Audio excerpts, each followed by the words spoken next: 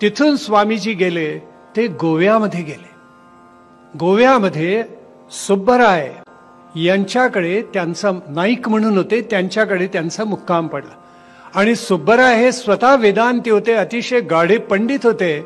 त्यांची व्याख्यानं होत असत, प्रवचनं होत असत, आणि त्यांचं घर म्हणजे आधारवडासारखं होतं, इतके ते लोकप्रिय होतं.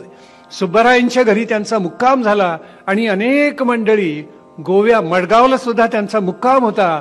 आणि गोव्यामधली अनेक मंडळी विवेकानंदांना भेटायला आलेली होती. त्या कालखंडामध्ये असलेली गोव्यामधली सगळी मंदिरं स्वामीजींनी पाहिली. बीचवर नाही गेले लोळायला. गोवा तेवढ्यासाठीच प्रख्यात झालं. प्या आणि बीचवर लोळा. गोमंतकी परशुरामाची भूमी, अपरांत भूमी म्हणतो आपण त्याला. परशुरामाच्या भूमीमध्ये पोर्चुगीजांनी येऊन हे सगळं काय केलं आणि तेच आम्हाला आज प्रिय होऊन गेलं. केवढं आश्चर्य आहे. हिंदू धर्म संस्कृती प्रिय होत नाही आम्हाला. तांबडी सुरलाला महादेव मंदिर इतकं अप्रतिम आहे, इतकं सुंदर आहे, जाऊन बघा, आनंदाने मन भरेल. सप्तकोटीश्वर मंदिर आहे गोव्यामध्ये, ज्याचा जीर्णोद्धार प्रत्यक्ष छत्रपती शिवरायांनी केलेला आहे. त्या सप्तकोटीश्वर मंदिरामध्ये त्या गर्भगृहाच्या वर एक छोटी खोली आहे, ती लक्षात येत नाही, पण तिथे शिवरायांनी गुप्त खलबत केली असे इतिहास आम्हाला सांगतो. हे बघायला कोणी जात नाहीत. दक्षिण गोव्यामध्ये आपल्याला माहिती आहे का, दामोदर मंदिर आहे. त्या दामोदर मंदिरामध्ये स्वामी विवेकानंदांचा मुक्काम होता आणि तिथे कृष्णाची सेवा म्हणून त्यांनी भजनं सुद्धा गायलेली होती.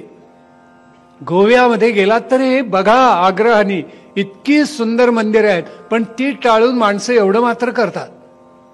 ही मंदिरं बघा, आनंदाचा विषय आहे. सुब्बरायांच्याकडे ते होते खाप्रमाम पर्वतकर, त्यावेळेचे प्रख्यात पखावज वादक, हे गोव्यामध्येच होते. आणि एका कार्यक्रमामध्ये स्वामीजींची त्यांची भेट झाली आणि या स्वामीजींच्यासाठी त्यांनी पखावज वादन केलं. अप्रतिम पखावज वाजवत असत. आजही असं म्हणतात की त्यांच्यासारखा पखावज वादक आजपर्यंत झाला नाही. एक उदाहरण सांगतात की ते नेपाळला गेलेले होते आणि दुर्दैवानं असं घडलं की काठमांडू मधला जो राजहत्ती होता तो काय झालं कोणास ठाऊक, साखर दंड तोडून रस्त्यावर वाटेल तसा उधळत निघाला आणि माणसं भीतीनं पळतायत आणि तो पशुपतीनाथाच्या मंदिरामध्ये आला.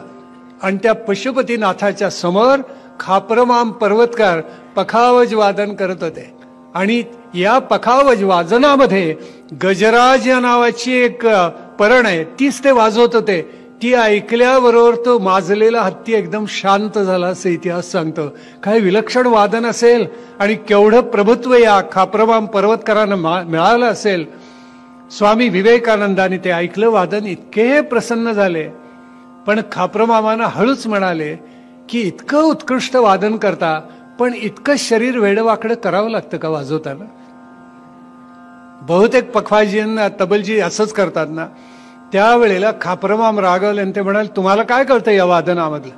तेव्हा स्वामीजींनी तोच पखावज समोर ओढला आणि इतकं सुंदर त्याच्यावर अर्धा पाऊण तास चक्रधार परण वाजून दाखवली. ते उत्कृष्ट वाजवायचे पखावज आणि अतिशय शांतपणे, वेडेवाकडे चेहरे नाही, अंगविक्षेप नाही, शांतपणे वाजवलं. आणि खाप्रमामांनी त्याने मिठी घातली, धन्य झालो म्हणाले आज. आणि दोघांची पराकोटीची मैत्री. परवरीला आमची अशीच विवेकानंदांची प्रवचनमाला झाली आणि एक गृहस्थ आले आणि माझे दोन्ही हात हातात घेऊन इतके रडले की विचारू नका. त्यांना बसवलं, शांत केलं, पाणी प्यायला दिलं. हो म्हटलं, काय झालं तुम्हाला? तर त्यांनी सांगितलं, म्हणाली इतके येतात पण कोणीही खाप्रमामांची आठवण सांगत नाहीत. विवेकानंदांचं चरित्र सांगतात पण खाप्रमामांची आठवण गोव्यातली कोणीही सांगत नाहीत. तुम्ही सांगितलीत, मला अतिशय आनंद झाला. मी त्यांचा नातू. कोण कुठे माणसं कशी भेटतील, खरोखर अद्भुत आहे. मला इतका आनंद, माझे डोळे त्यावेळेला खरोखर भरून आलेले होते. खाप्रमाम आणि विवेकानंद फार उत्तम असा स्नेहबंध त्यांचा जुळला. आणि सुब्बराय हे तर इतके स्वामीजींच्या प्रेमात होते. स्वामीजी पुढे यात्रेला निघून गेल्यानंतर या सुब्बरायांनी, या नायकांनी संन्यास धर्म स्वीकारला आणि सुब्रमण्य तीर्थ असं नाव त्यांचं झालं.